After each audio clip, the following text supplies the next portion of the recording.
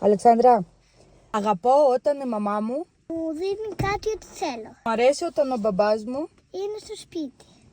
δεν μου αρέσει όταν η μαμά μου. Με μαλώνει. Αν έχεις μια ευχή, ποια θα έκανες? Να είμαι μαγικιά και να μην πεθάνει ποτέ η μαμά. Αν μπορούσες να αλλάξεις κάτι στην οικογένειά μας, τι θα ήταν αυτό? Να η μαμά πιο καλή. Το να είσαι μεγάλος σημαίνει Τι είσαι όμορφος και παντρεύεσαι. τι σου αρέσει πιο πολύ στην οικογένειά μας? Μας αγαπάνε όλοι. Και εσύ εμένα και εγώ εσένα και Αν αγαπιόμαστε, που αγαπιόμαστε πολύ. Ναι. Αυτό είναι. Τι δεν σου αρέσει στην οικογένειά μας? να με μαλώνει, να μην μου λέει όχι. Όπως τώρα πήγαμε μαγαζί και δεν με άφησε να πάρω το ρολόι. Αν μπορούσες να είσαι για μια μέρα αόρατη, τι θα έκανες?